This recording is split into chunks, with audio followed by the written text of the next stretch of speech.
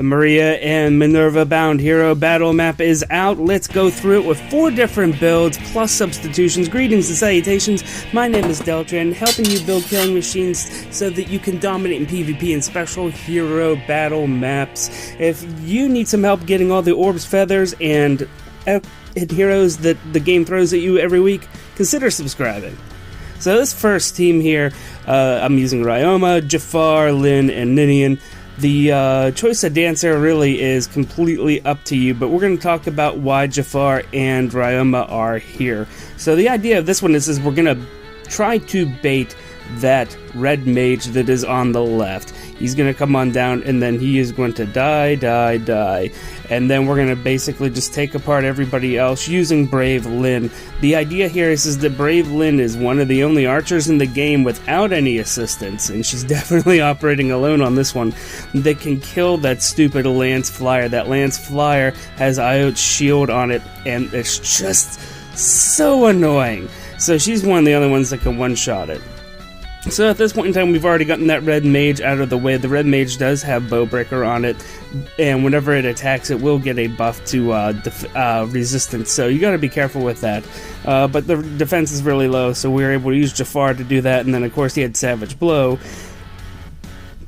And yeah, so at this point in time, we're just going to slowly let everybody come in towards us and make sure that we just don't get hit. Now at this point in time, Minerva's going to come on up and smack right into Ryoma, and that's going to help us out because Ryoma's special went off, and we're going to take care of Minerva in that fashion. We only have a couple people left, and it's easy to mop up here. Jafar would not be able to kill Maria if it weren't for that splash damage from Savage Blow earlier.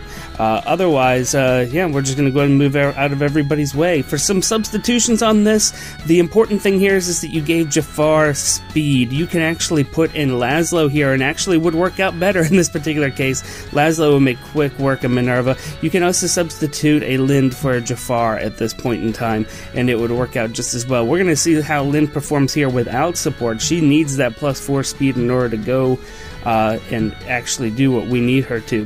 But in this particular team, well, I just threw the Hector at it. What our strategy here is that instead of being the right side unsupported, the left side is going to be unsupported, having that front go a little bit slower, and we're going to use Hector to bait Minerva. Technically, we're beating the Lance Flyer, but, well, you'll see here in a moment, because of Flyer formation, Lance Flyer comes up, hits and runs, and then here comes Minerva.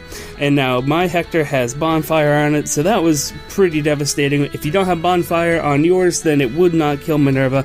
But otherwise, that's what we got going on here. Now, we have a Hector that's low on hit points. We need to be very, very careful at this point. But what we can do, we could always just try to heal him up a little bit with Lind, but it's not going to be necessary, as you will see.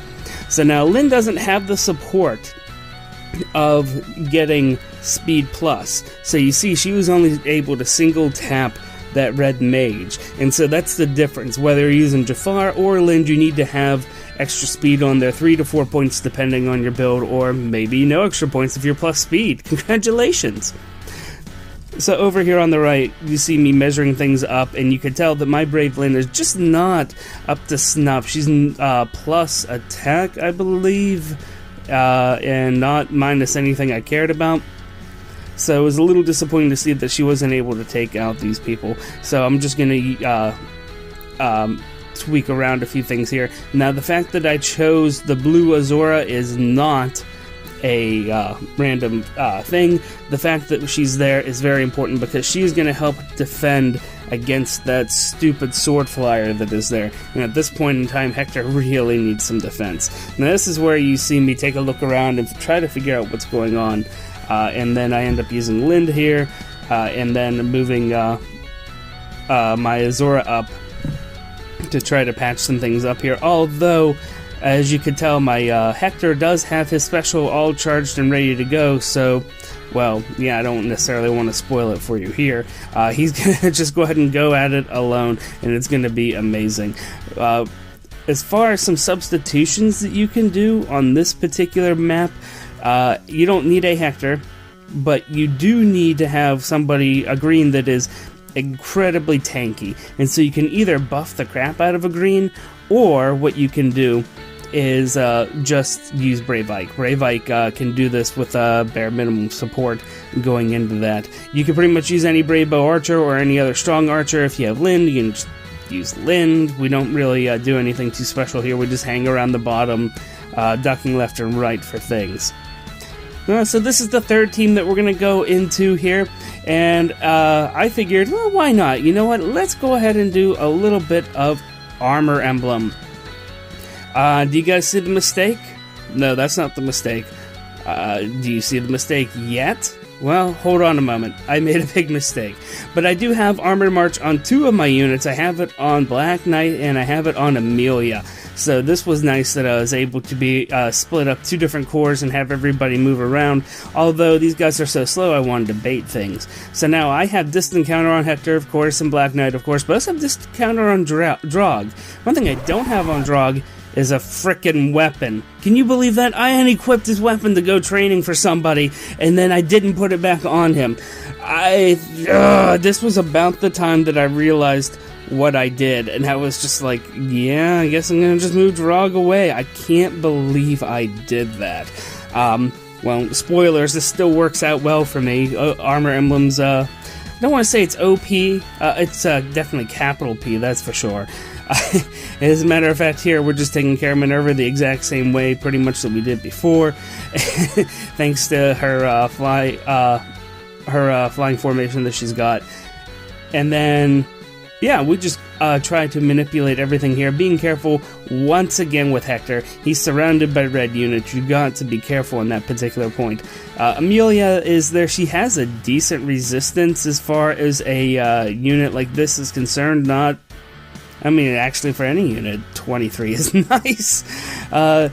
So we move everybody out of the way. Drog just sort of sits there and eats his popcorn while we try to figure out how to finish messing with this. And you see she got hit by both red units, and she's just standing there. She has her Holy Vestments charged, thank goodness, right? Am I right? And I'm sitting here trying to figure out how I'm going to go ahead and get through this. But honestly, the armored units just have enough gumption that they can do all kinds of wonderful things, and you're gonna just see me use her to just finish off that mage right there, only by 1 point, but hey, it is finished, and we get feathers on Hector, woohoo! And that's how that gets finished off. Substitution wise, you could do anybody you want, because I didn't fully use Armored March all the way, so hey, have fun with that. Go ahead and use some armor, go ahead and use some distant counter, it's great.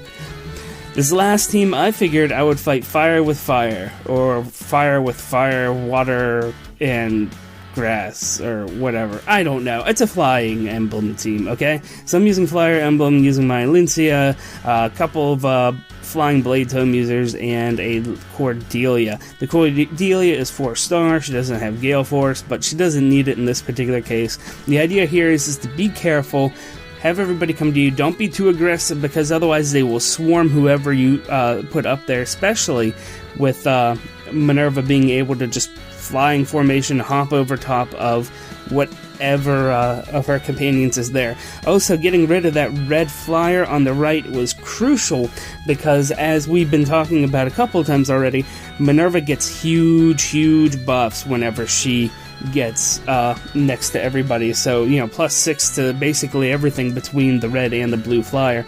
So getting rid of the red flyer first was crucial, because that's where the attack and speed bump come from, and you definitely need to make sure that you're not getting that in retaliation with anything. Otherwise, there's not too many other tricks here, nothing that we haven't already seen at this point in time, and so we are able to work around this with a Flying Emblem team. Once again, in Flyer Emblem, as with Armor Emblem, let them come to you. Don't try to do this super quick. Don't be a hero. Don't be like, oh, well, you know what, I'm gonna Gale Force all over the place. You know what, you're not getting crystals for doing this fast. You just get to stare at your phone in pride for a couple extra seconds, maybe in between your lunch break or something like that. So just let them come to you and take care of it, because as you can see right here, especially thanks to reposition, everything's pretty much all mopped up at this point in time. We're just going to go ahead and move over there and take care of things. And hey, do me a favor. If I've given you something to chew on, hit that like button. If you like your Fire Emblem information hot and fresh like Grandma's cookies, hit that subscribe button. My name is Deltran. Thank you guys so much.